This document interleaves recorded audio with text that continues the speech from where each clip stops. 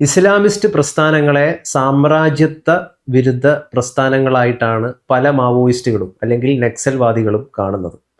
ഹമാസിൻ്റെ ആക്രമണത്തെ, ഹമാസ് നടത്തിയ പോരാട്ടത്തെ അവർ അംഗീകരിക്കുന്നു. അപ്പോൾ ഇവർക്കിടയിൽ ശരിക്കും പറഞ്ഞു കഴിഞ്ഞാൽ എന്താ ബന്ധം എന്നുള്ളതാണ് എൻ്റെ ചോദ്യം. ഇപ്പോൾ ദിമാങ്കി നക്സൽസ് എന്ന് പറയുന്ന പ്രയോഗം വൈറലായിരിക്കുകയാണ്. സ്വാതന്ത്ര്യ ദിനത്തിനാണ് നരേന്ദ്രമോദി ഈ കാര്യം പറഞ്ഞത്. ആംഡ് റബല്യനെ നമ്മൾ തുടച്ചു നീക്കിയിരിക്കുന്നു. പക്ഷെ ഇനി നീക്കാനുള്ളത് ഇത്തരത്തിലുള്ള ഇൻ്റലക്ച്വൽ ആയിട്ടുള്ള ആശയം ഉൾക്കൊള്ളുന്ന നക്സലുകളെയാണ്. അവരാണ് ദിമാങ്കി നക്സൽസ്. നമ്മൾ CPI മാവോയിസ്റ്റിൻ്റെ ഒക്കെ മുമ്പുള്ള നിലപാടുകൾ പരിശോധിച്ച് കഴിഞ്ഞാൽ സിമിയെ നിരോധിച്ചതിന് എതിരെ പ്രസ്താവന ഇറക്കിയിട്ടുള്ളവരാണ് ഈ മാവോയിസ്റ്റുകൾ. ഇവർക്കിടയിൽ ഈ ഇസ്ലാമിസ്റ്റുകളും മാവോയിസ്റ്റുകളും തമ്മിൽ എന്തെങ്കിലും ബന്ധമുണ്ട്? ആ ബന്ധം വരുന്നത് എങ്ങനെയാണെന്ന് വെച്ചാൽ, അമേരിക്കൻ സാമ്രാജ്യത്തിനെതിരായിട്ടുള്ള പോരാട്ടത്തിൽ നക്സലൈറ്റുകളും അതേപോലെ തന്നെ ഇസ്ലാമിസ്റ്റുകളും ഒരേ ആശയം, ഒരേ രീതി പിന്തുടരുന്നവരാണ്. അതാണ് അവരുടെ നമ്മളൊരു രണ്ടിനെയും ഒരുമിച്ച് കണ്ടെത്തുന്ന അതിൻ്റെ ഒരു ലിങ്കിങ് പോയിന്റ് എന്ന് പറഞ്ഞാൽ അതായിട്ടാണ് എനിക്ക് തോന്നിയിട്ടുള്ളത്. അത് പലപ്പോഴും ആശയപരമായിട്ടുള്ളൊരു ലിങ്കിങ് പോയിന്റ് ആണെങ്കിൽ പോലും പ്രവർത്തന മേഖലയിലും പലയിടങ്ങളിലും ഇസ്ലാമിസ്റ്റുകളും അതേപോലെ തന്നെ മാവോയിസ്റ്റുകളും തമ്മിൽ ബന്ധമുണ്ട് എന്നാണ് സ്ഥാപിക്കപ്പെടുന്നത്. ഇസ്ലാമിസ്റ്റുകൾ പലപ്പോഴും ഇവരെ ഒക്കെ സഹായിക്കുന്നു, ഫണ്ട് ചെയ്യുന്നു എന്നുള്ളതാണ് ഭരണകൂടം കണ്ടെത്തിയിട്ടുള്ള കാര്യം. നമ്മളുടെ പ്രശ്നം പക്ഷേ അതല്ല. നമ്മളുടെ പ്രശ്നം എന്ന് പറയുന്നത് ഭരണകൂടത്തിനെതിരെ സംസാരിക്കുന്ന എല്ലാ ആളുകളെയും, ഭരണകൂടത്തിനെതിരെ ചിന്തിക്കുന്ന എല്ലാ മനസ്സുകളെയും നക്സൽ മനസ്സാണ് എന്ന് നരേന്ദ്രമോദി പറയുന്നതാണ് നമുക്ക് അതിശക്തമായിട്ട് പ്രതിഷേധിക്കേണ്ട ഒരു കാര്യം. അതായത് നിങ്ങൾ സർക്കാരിൻ്റെ തെറ്റായിട്ടുള്ള കാര്യങ്ങളെ ചോദ്യം ചെയ്യുമ്പോൾ നിങ്ങളെ ഇല്ലായ്മ ചെയ്യാൻ വേണ്ടിയിട്ട് നരേന്ദ്രമോദിയുടെ ചൂണ്ടുവിരൽ നിങ്ങൾക്ക് നേരെ വരികയാണ്, നീ നക്സലാണ് എന്ന് പറഞ്ഞു. അത് ശരിയായൊരു പരിപാടിയല്ല. പഴയ കാലത്തൊക്കെ നമ്മളിപ്പോൾ CPM-നെതിരെ സംസാരിച്ച ഒരാളെ ഉടനെ നീ CA ഏജൻ്റാണെന്ന് CPM-കാരൻ വിളിക്കുന്ന പോലത്തെ പരിപാടിയാണ്. അതായത് ഒരുത്തിനെ ചാപ്പ കുത്തി നശിപ്പിക്കാനായിട്ടുള്ള പ്രക്രിയയുടെ ഭാഗമായിട്ട് നമുക്കതിനെ കണക്കാക്കേണ്ട ആവശ്യം. അതാണ് ഇവിടെയും സംഭവിച്ചുകൊണ്ടിരിക്കുന്നത്. നരേന്ദ്രമോദിയും അതേപോലെ തന്നെ കരൺ റിഡ്ജിയും ഒക്കെ നരേന്ദ്രമോദിയെ പ്രസ്താവന നടത്തി വൈറലായതിനു ശേഷം കരൺ റിഡ്ജി പെട്ടെന്ന് അതിനെ എന്ത് ചെയ്യണം, സപ്പോർട്ട് ചെയ്യുകയാണ് ചെയ്തത്. കാരണം ഇങ്ങനെ മനസ്സുള്ള ആൾക്കാരെ ഉന്മൂലനം ചെയ്യണം എന്നാണ് അവർ പറഞ്ഞത്. അതെന്ത് ജനാധിപത്യമാണ്? സർക്കാരിൻ്റെ തെറ്റായിട്ടുള്ള നടപടിക്രമങ്ങളെ ചോദ്യം ചെയ്യാൻ ആർക്കും അവകാശമില്ലേ? ഇതുകൊണ്ടാണ് P. ചിദംബരവും അതുപോലെ കേജ്രിവാളും ഒക്കെ പറയുന്നത്, ഞങ്ങൾ ദിമാങ്കി നക്സൽ എന്ന് വിശേഷിക്കപ്പെടുന്നതിൽ അഭിമാനിക്കുന്നു എന്നാണ്. വി ആർ പ്രൗഡ് നക്സലേറ്റ് എന്ന് പറയാൻ അവർ തയ്യാറാവുന്നു എന്നുള്ളതാണ്. കാരണം എന്ന് വെച്ചാൽ ഇതാണ് നക്സലിസം. നക്സലിസത്തിൻ്റെ ഡെഫിനിഷനാണ് അവിടുത്തെ പ്രശ്നം. നമുക്കറിയാലോ നക്സൽ ബാരി മൂവ്മെൻ്റ് എന്ന് പറയുന്നത് ഉണ്ടാകുന്നത് എങ്ങനെയാണ്. അത് പശ്ചിമ ബംഗാളിലെ നക്സൽ ബാരി ഉടലെടുത്ത ഒരു പ്രസ്ഥാനം എന്ന നിലക്കാണ് ഈ നക്സൽ ബാരി എന്ന് പറയുന്ന പേര് തന്നെ അതിന് വരും. അത് CPM-നകത്തുണ്ടായ ഒരു റബലിയൻ, അതിൻ്റെ ഒരു ഭാഗമായിട്ടാണ് CPM-ൽ നിന്ന് വേർപിരിഞ്ഞു പോകുന്ന ആൾക്കാരാണ്. അവരാണ് ഞങ്ങളുടെ ചെയർമാൻ മാവോ ആണ് എന്ന് പ്രഖ്യാപിക്കുന്ന ആൾക്കാർ. ഇന്ത്യയിൽ വസന്തത്തിൻ്റെ ഇടിമുഴക്കം എന്നാണ് നക്സൽ ബാരി മൂവ്മെൻറ്റിനെയൊക്കെ പ്രഖ്യാപിച്ചത്. ഇവർക്ക് എന്തായാലും ചൈനയിൽ പോയിട്ടൊരു നക്സലിസം കാണിച്ചൂടെ? അപ്പോൾ ഉള്ള പ്രശ്നം എന്താണെന്ന് വെച്ചാൽ അവിടെ ആ സമരത്തിൻ്റെ പ്രത്യേകത എന്ന് പറഞ്ഞാൽ എന്തായിരുന്നു? ആ സമരത്തിൻ്റെ പ്രത്യേകത എന്ന് പറയുന്നത് വലിയൊരു കാർഷിക സമരമാണ്. വലിയ ഭൂജന്മിയാരുടെ ഭൂമി പിടിച്ചെടുക്കലും വിതരണം ചെയ്യലും ഒക്കെയുള്ള ആ തരത്തിലുള്ള ഒരു പ്രതിഭാസമായിരുന്നു. ശരി, പിന്നീട് അത് മാറി വളർന്ന് നമുക്കറിയാം ആദിവാസി മേഖലകളിലേക്ക് വലിയ വലിയ കോർപ്പറേറ്റ് കമ്പനികൾ ആദിവാസികളെ ചൂഷണം ചെയ്ത് അവരെ കൊന്നോടിക്കുകയൊക്കെ ജീവിക്കുമ്പോൾ അതിനെതിരെ ആളുകൾ പോരാടുന്നത് ശരിക്കും മാവോയിസ്റ്റുകളുടെ രൂപത്തിലാണ്. മാവോയിസ്റ്റുകൾ ശരിക്കും കാലുറപ്പിക്കുന്നത് പോലും അങ്ങനെയാണ്. പക്ഷേ മാവോയിസ്റ്റുകൾ പട്ടാളത്തെയും പോലീസിനെയും ഒക്കെ ഉന്മൂലനം ചെയ്യുന്ന വലിയ മൈനുകളൊക്കെ തകർത്ത് അല്ലെങ്കിൽ പൊട്ടിച്ച് അങ്ങനെയൊക്കെ വന്ന സമയത്ത് അത് ഒരുപാട് പോലീസുകാരുടെയും പട്ടാളക്കാരുടെയും ജീവനെടുക്കുന്ന പ്രക്രിയയും അതൊരു തരം ടെററിസ്റ്റ് പ്രവർത്തനമായിട്ട് മാറിത്തീരുകയൊക്കെ ചെയ്യും. അങ്ങനെയാണ് പിന്നെ അതിനെതിരെ അതിശക്തമായിട്ടുള്ള, കാരണം ഒരു ടെററിസവും അത് റെഡ് ടെററിസം ആയിക്കഴിഞ്ഞാലും ഇസ്ലാമിക് ടെററിസം ആയിക്കഴിഞ്ഞാലും സമൂഹം അംഗീകരിക്കില്ല. സമൂഹത്തിന് അത്തരം ടെററിസമായിട്ട് മുന്നോട്ട് പോകാൻ പറ്റില്ല. കാരണം മനുഷ്യനെ വെറുതെ ഇങ്ങനെ പൊട്ടിച്ചും കത്തിച്ചും കളയുന്നൊരു പ്രക്രിയയാണുള്ളത്. അതിനെ അംഗീകരിക്കാൻ ആർക്കും പറ്റില്ല. അതുകൊണ്ടാണ് മാവോയിസത്തെ ഏതാണ്ട് ഒട്ടുമിക്ക ജനാധിപത്യ സംവിധാനത്തിനകത്ത് പ്രവർത്തിക്കുന്ന രാഷ്ട്രീയ പാർട്ടികളും എതിർക്കാനുള്ള പ്രധാനപ്പെട്ട കാരണമാണ്. ഇവിടെ പക്ഷേ നരേന്ദ്രമോദി എന്താ ചെയ്യുന്നത് വെച്ചാൽ അതൊരു ഫ്രെയിമാണ്. എല്ലാവരും എതിർക്കുന്ന ഒരു ഫ്രെയിമിനകത്ത് മാവോയിസത്തെ കൊണ്ട് നിർത്തുന്ന. എന്നിട്ട് നരേന്ദ്രമോദി ചെയ്യുന്ന ജോലി എന്താണ്? തനിക്ക് എതിർക്കേണ്ട ആളുകളെ മുഴുവൻ പിടിച്ച് ഈ ഫ്രെയിമിൽ കയറ്റി നിർത്തും. ഇവൻ അർബൻ നക്സലാണ് എന്ന് പറഞ്ഞാൽ ഇവൻ ടെററിസ്റ്റാണ് എന്നാണ് ആര് പറയുന്നത്? നരേന്ദ്രമോദി പറയുന്നത്. ഭരണകൂടത്തിനെതിരെ ചിന്തിക്കുക എന്ന് പറഞ്ഞാൽ അത് നക്സലിസമാണ് എന്ന് പറയാം. അതിന് കൊടുത്ത അദ്ദേഹത്തിൻ്റെ ഈ ഇൻ്റലക്ച്വൽ നക്സൽസ് എന്നുള്ളതിന് പകരമായിട്ട് അദ്ദേഹം കൊടുത്ത സാധനമാണ് ഇപ്പോൾ ദിമാങ്ങി നക്സലിസം എന്ന് പറയും. അത് ശരിക്കും അപകടകരമായിട്ടുള്ള ഒരു പ്രയോഗമാണ്, അപകടകരമായിട്ടുള്ള കാഴ്ചപ്പാടാണ്. കാരണം ഭരണകൂടത്തിൻ്റെ തെറ്റുകൾ ചൂണ്ടിക്കാണിക്കാൻ ഒരു മനുഷ്യൻ ഉണ്ടാകാൻ പാടില്ല എന്ന് പറയുന്നതിൽ എന്ത് ജനാധിപത്യ വിരുദ്ധമാണ്, സ്വേച്ഛാധിപത്യ സ്വഭാവം ഉൾക്കൊള്ളുന്നതാണ്. അത് RSSന്റെ ഒരു ഫണ്ടമെന്റൽ ക്യാരക്ടറിന്റെ പ്രതിഫലനം കൂടിയായിട്ടാണ് ഞാൻ. പക്ഷേ സ്വാതന്ത്ര്യ ദിനത്തിന് മോഹൻ ഭാഗവത് നടത്തിയ പ്രസംഗത്തിൽ CJP പ്രതിഷേധത്തെ അദ്ദേഹം അംഗീകരിക്കുകയാണ്.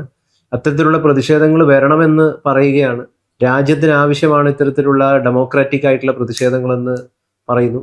ഇവിടെ മോദി ഇങ്ങനെ ഒരു സംഗതി പറയുന്നു. നമുക്കറിയാം, സോനം വാങ്ചുങ്ങിനെ മാഷെ ഹോസ്പിറ്റലിൽ പോയി കണ്ടത് JP നഡ്ഡയാണ്. അങ്ങനെയാണ് നിരാഹാരം അവസാനിപ്പിക്കുന്നത്. മോദിയുടെ ട്വീറ്റ് ഉണ്ടായിരുന്നു, സോനംജിയുടെ ആരോഗ്യം വീണ്ടെടുക്കാനായിട്ട് ഈശ്വരൻ സഹായിക്കട്ടെ എന്നുള്ളതായിരുന്നു. അപ്പം നമ്മളൊന്ന് നിരീക്ഷിച്ചു കഴിഞ്ഞാൽ CJP പ്രക്ഷോഭത്തെ ധർമ്മേന്ദ്ര പ്രധാന്റെ രാജിയിലേക്കൊക്കെ നയിച്ചതിൽ BJPക്കും കൂടി പങ്കുണ്ടോ എന്ന് ഒരുപക്ഷെ നമുക്ക് സംശയിക്കാൻ തോന്നുന്ന ഒരു സംഗതിയാണ്. പക്ഷെ ഇവിടെ എന്താ വ്യത്യാസം എന്ന് പറയുന്നത്, നെക്സലിസത്തെയാണ് ടേം ചെയ്തിരിക്കുന്നത്. ആ നെക്സലിസത്തിലൂടെ ഇസ്ലാമിസ്റ്റ് ഭീകരവാദത്തിനെതിരെ മോദി സംസാരിച്ചിരിക്കുകയാണ്, പറയാതെ പറഞ്ഞിരിക്കുകയാണ്. സാധാരണ നേരത്തെ മോദി, അതായത് പറയാതെ നരേന്ദ്രമോദി പറയുന്ന ഒരു കാര്യം എന്ന് പറഞ്ഞാൽ ഇസ്ലാമിസ്റ്റ് ടെററിസവും നക്സലിസവും ഒന്ന് തന്നെയാണെന്ന് പറയാം. അതെ, അത്തരത്തിലുള്ള മനസ്സുകളെ നമ്മുടെ രാജ്യത്ത് നിന്ന് തുടച്ചു വെക്കണം എന്നാണ് അദ്ദേഹം പറയുന്നത്. എൻ്റെ രത്ന ചുരുക്കം അതാണ്. അതെ അതെ, പക്ഷേ നമ്മൾ പറയുന്നത് എന്താണെന്ന് വെച്ച് കഴിഞ്ഞിട്ടുണ്ടെങ്കിൽ ഈ ബുദ്ധിജീവികളായ നക്സലേറ്റുകൾ എന്ന് നരേന്ദ്രമോദി മറ്റൊരു സ്ഥലത്ത് വിശേഷിപ്പിക്കുന്നത് ഭരണകൂടത്തിനെതിരെ സംസാരിക്കുന്ന മുഴുവൻ ആളുകളെ അല്ല. പക്ഷെ അവിടെ അതാണുള്ള പ്രശ്നം. അല്ല, അവിടെ അത് നമുക്ക് അംഗീകരിക്കാം. ഇപ്പം ബുദ്ധിജീവികളെ നമ്മൾ ഒരിക്കലും അംഗീകരിക്കാതിരിക്കണം എന്ന് ഞാൻ പറയുന്നില്ല. പക്ഷെ ഈ ബുദ്ധിജീവികൾ, ഈ മാവോയിസ്റ്റുകളായിട്ടുള്ള നക്സലുകളായിട്ടുള്ള ബുദ്ധിജീവികൾ ചൈനയിൽ നടക്കുന്ന സ്വേച്ഛാധിപത്യത്തിനെതിരെ എന്തെങ്കിലും വിരൽ ഞൊടിക്കുകയോ സംസാരിക്കുകയോ ചെയ്തിട്ടുണ്ടോ? അല്ലെങ്കിൽ മറ്റേതെങ്കിലും രാജ്യത്തെ സ്വേച്ഛാധിപത്യത്തിനെതിരെ അവർ സംസാരിച്ചിട്ടുണ്ടോ? അപ്പൊ അവരുടെ ലക്ഷ്യം എന്താണെന്നുള്ളത് ചോദ്യം ചെയ്യപ്പെടുന്ന ഒരു സംഗതിയാണ്. അത്തരത്തിൽ വളരെ സത്യസന്ധമായിട്ടുള്ള ബുദ്ധിജീവികളെ തീർച്ചയായിട്ടും അംഗീകരിക്കേണ്ടതാണ്. അതായത് ടിയാൻമെൻ സ്ക്വയറിൽ ചൈനീസ് സ്വേച്ഛാധിപത്യത്തിനെതിരെ പടനയിച്ച യുവാക്കളെ അവർ വെടിവെച്ചു കൊല്ലുകയാണ് ചെയ്തത്, അല്ലേ? ലോകത്തെ ജനാധിപത്യവാദികൾ മുഴുവൻ അതിനെ അതിശക്തമായിട്ട് എതിർത്തു. അതിനെ എതിർത്തേ പറ്റൂ. നിങ്ങൾ യഥാർത്ഥത്തിൽ ഭരണകൂട ഭീകരതയെ എതിർക്കുന്ന ഒരാളാണെങ്കിൽ ഇന്ത്യയിലെ ഭരണകൂട ഭീകരതയെ മാത്രമല്ല എതിർക്കേണ്ടത്, പുറത്തുള്ള ഭരണകൂട ഭീകരതയും എതിർക്കണം. ഭരണകൂട ഭീകരത മനുഷ്യനെതിരായിട്ടുള്ള, മനുഷ്യൻ്റെ സ്വാതന്ത്ര്യത്തെ ധ്വംസിപ്പിക്കുന്ന, അവൻ്റെ ജീവിതത്തെ നശിപ്പിക്കുന്ന ഒരു പരിപാടിയാണ്. അതിനെ അംഗീകരിക്കാനായിട്ട് പറ്റില്ല. അതാണ് പ്രശ്നം. ആ കാഴ്ചപ്പാടാണ് യഥാർത്ഥത്തിൽ നല്ല വിപ്ലവകരമായിട്ടുള്ള രീതിയിൽ ചിന്തിക്കുന്ന മനുഷ്യൻ പുലർത്തേണ്ടത്. പക്ഷെ മനുഷ്യർക്കൊരിക്കലും ഭരണകൂടത്തിൻ്റെ പൽച്ചക്രങ്ങളുമായിട്ട് മൽപിടിക്കാനായിട്ടാവില്ല. അവർ താർന്നു പോകും. പക്ഷെ അവരുടെ ചിന്തകൾ അത് മറ്റുള്ളവരെ ഏറ്റുപിടിക്കുകയും ആ ചിന്തകൾ പടർന്നു പിടിക്കുകയും ഒക്കെ ചെയ്യുമ്പോൾ ഭരണകൂടത്തിനെതിരായിട്ടുള്ള വലിയ ജനഭൂകമ്പങ്ങൾ ഉണ്ടാവുകയാണ് ചെയ്യുന്നത്. അതിൻ്റെ ചെറിയ ഒരു ചലനമാണ് നമ്മൾ ഈ പാറ്റകളുടെ സമരത്തിൽ കണ്ടത്. പാറ്റകളുടെ സമരത്തിന് പ്രസക്തിയുണ്ട് എന്ന് RSS കണ്ടെത്തുന്നത് മോഹൻ ഭഗവത്തിലൂടെ നമ്മൾ മനസ്സിലാക്കുകയും കേൾക്കുകയും ചെയ്യുന്നു. ഏതൊരു ജനാധിപത്യ സംവിധാനത്തിനകത്തും പ്രതിഷേധം ഉണ്ടാകുകയും ആ പ്രതിഷേധം പുറത്തേക്ക് വിടാനായിട്ട് അതിന് ഔട്ട്ലെറ്റ് ഉണ്ടാവുകയും വേണം. നമുക്കറിയാം, പ്രഷർ കുക്കറിൽ നിന്ന് ഈ പ്രഷർ പുറത്തേക്ക് പോകുന്നതിന് വേണ്ടിയിട്ട് അതിനൊരു സംവിധാനം, അല്ലേ? ആ വാൽവ് ഇല്ലെങ്കിൽ എന്താ സംഭവിക്കാൻ വേണം? ആ സേഫ്റ്റി വാൽവ് ഇല്ലെങ്കിൽ പ്രഷർ കുക്കർ പൊട്ടി പൊളിഞ്ഞിപ്പോൾ താർന്ന് തരിപ്പണമാവും. അപ്പോൾ മോഹൻ ഭഗവത് കാണുന്നത് വളരെ ശാസ്ത്രീയമായിട്ടാണ്. ഇത്തരത്തിലുള്ള പ്രക്ഷോഭങ്ങൾ എന്ന് പറയുന്നത് ഭരണകൂടത്തിനെതിരായിട്ടുള്ള പ്രതിഷേധങ്ങളാണ്. അതിങ്ങനെ വരണം, ഭരണകൂടം ചെയ്യണം, അത് റിലീസ് ചെയ്യപ്പെടണം. അത് റിലീസ് ചെയ്യണം. റിലീസ് ചെയ്യുന്നതിനോടൊപ്പം തന്നെ ഭരണകൂടം അത് തിരുത്താനായിട്ട് ശ്രമം നടത്തുകയും ചെയ്യണം. അപ്പോഴാണ് ഭരണകൂടം ചലിച്ച് മുന്നോട്ട് പോകുന്നത്, വികസിക്കും.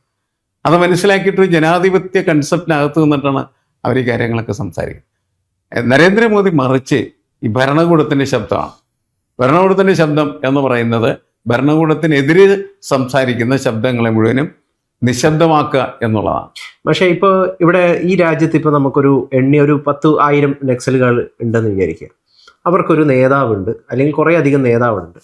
ഇവർ വളരെ ജെനുവിനായിട്ട് ഭരണകൂടത്തിൻ്റെ വിഷയങ്ങളെക്കുറിച്ച് സംസാരിക്കുകയാണെങ്കിൽ നമ്മൾ അവരെ അംഗീകരിക്കുകയാണ് വേണ്ടത്, കുഴപ്പമില്ല.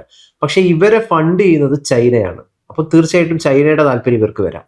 അല്ലെങ്കിൽ ഇവരെ ഫണ്ട് ചെയ്യുന്നത് ISIS അല്ലെങ്കിൽ മറ്റേതെങ്കിലും രാജ്യമാണ്. ആ രാജ്യത്തിൻ്റെ താല്പര്യത്തിനനുസരിച്ചിട്ടാണ് ഇവിടെ ഇത്തരം ആളുകൾ പ്രവർത്തിക്കുന്നുണ്ടെങ്കിൽ ഒരു ഭരണകൂടം അല്ലെങ്കിൽ നമ്മൾ അവരെ അംഗീകരിക്കേണ്ട ആവശ്യമുണ്ട്? ഇല്ല, അത് രാജ്യവിരുദ്ധ ശക്തികളായിട്ട് തന്നെ വിലയിരുത്തപ്പെടുകയുള്ളൂ.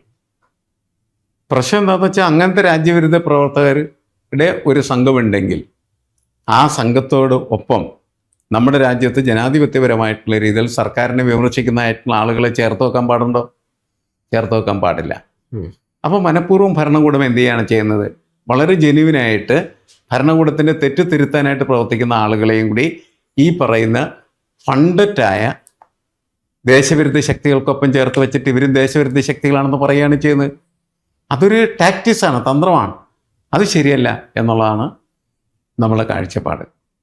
ദേശവിരുദ്ധ ശക്തികൾ എന്ന നിലക്ക് കണക്കാക്കുകയും ദേശത്തിൻ്റെ താല്പര്യ സംരക്ഷണത്തിന് വേണ്ടിയിട്ട് വിമർശനം നടത്തുന്നവരെ ദേശവിരുദ്ധരാക്കാതിരിക്കുകയും ചെയ്യേണ്ടത് ഭരണകൂടത്തിൻ്റെ ശരിയായിട്ടുള്ള കാഴ്ചപ്പാട്. മാവോ സേത്തുങ് ആണ് ഇതിൻ്റെ ആചാര്യൻ, മാവോയിസത്തിൻ്റെ. അങ്ങനെയാണ് നക്സലിസം വരുന്നത്. പിന്നീട് ചൈനയിൽ എന്താണ് സംഭവിക്കുന്നത്? ഇപ്പം എന്താ സംഭവിച്ചുകൊണ്ടിരിക്കുന്നത്? മാവോയിസം എന്ന് പറയുന്നത് ആ കാലഘട്ടത്തിൽ ഉയർന്നു വന്ന ഒരു പ്രത്യയശാസ്ത്ര പ്രതിഭാസമാണെങ്കിലും പിന്നീട് താർന്നു പോയില്ലേ. ആ മാവോയുടെ ഇന്നത്തെ ചൈന എന്ന് പറയുന്നത് മുതലാളിത്ത സ്വേച്ഛാധിപത്യ ചൈനയെ മാറിക്കഴിഞ്ഞിരിക്കുകയാണ്. ഇപ്പോഴത്തെ ഭരണാധികാരി ഷീപ്പിങ് അദ്ദേഹം പറഞ്ഞത് അദ്ദേഹം എന്താ അദ്ദേഹം പറഞ്ഞത് ഈ ടിയാൻമെൻ സ്ക്വയർ എന്ന് പറയുന്നത് ശരിയായിരുന്നാണ് പറഞ്ഞത്. അത്രമാത്രം സ്വേച്ഛാധിപതിയാണ് അദ്ദേഹം. അപ്പോൾ അവിടെ നിന്ന് നമ്മൾ ഒരിക്കൽ പോലും ജനാധിപത്യ നീതി പ്രതീക്ഷിക്കേണ്ട കാര്യമില്ല. നമ്മളതിനെ അംഗീകരിക്കുകയും ചെയ്യേണ്ട. മാവോ എന്താണ് പറഞ്ഞത്? യഥാർത്ഥത്തിൽ സാംസ്കാരിക വിപ്ലവ കാലത്ത് മാവോ പറഞ്ഞത് പാർട്ടി ഹെഡ്ക്വാർട്ടേഴ്സ് ബോംബിട്ട് തകർക്കണം എന്നാണ് പറഞ്ഞത്.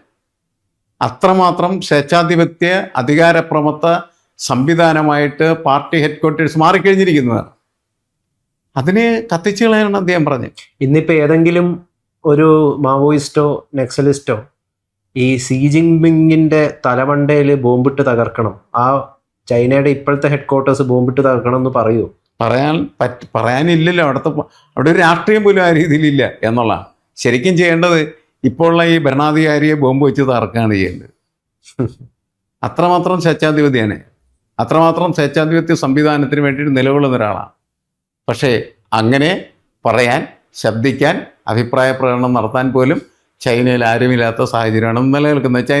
ചൈനയുടെ രാഷ്ട്രീയം മാറിപ്പോയതാണ് പ്രശ്നം.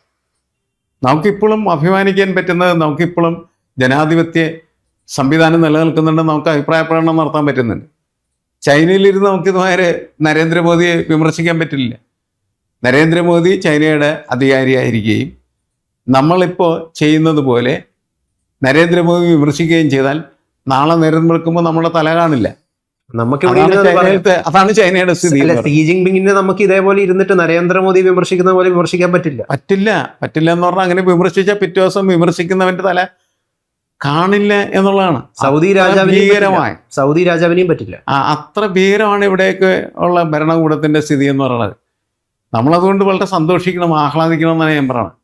ഇന്ത്യയിൽ നിലനിൽക്കുന്നതായിട്ടുള്ള ജനാധിപത്യ സംവിധാനങ്ങളും അതിൻ്റെ സാധ്യതകളും എന്ന് പറയുന്നത് ഇന്ത്യക്കാരെ കൂടുതൽ അഭിമാനമുള്ളവരാക്കി മാറ്റി തീർക്കേണ്ടതാണ്. കാരണം നമുക്ക് ഭരണകൂടത്തെ വിമർശിക്കാനായിട്ടുള്ള സ്വാതന്ത്ര്യം. എന്തായാലും നമ്മുടെ നാട്ടിൽ ജനാധിപത്യം ഉണ്ടെന്ന് തന്നെയാണ്, അതിശക്തമായിട്ട് നമ്മുടെ നാട്ടിൽ ജനാധിപത്യം ഉണ്ടെന്ന് വിശ്വസിക്കുന്ന ഒരാളാണ്. പക്ഷേ കാരണം അതിൻ്റെ ഏറ്റവും വലിയ ഉദാഹരണമായിരുന്നു ധർമ്മേന്ദ്ര പ്രധാന്റെ രാജിയും CJP എന്ന് പറയുന്ന കേവലം 3 മാസം കൊണ്ട് രൂപപ്പെട്ട ഒരു പാർട്ടി, ആ ഒരു മൂവ്മെന്റിന്റെ വലിയ വിജയം എന്ന് പറയുന്നത്, അത് ഇന്ത്യയിൽ ജനാധിപത്യം വിജയകരമായിട്ട് പൂവണിയുന്നു എന്നതിന്റെ വലിയ ഉദാഹരണമാണല്ലോ. അല്ല, ഇന്ത്യക്കാർക്ക് തീർച്ചയായിട്ടും അതിൽ അഭിമാനിക്കാം എന്നാണ് ഞാൻ പറയുന്നത്.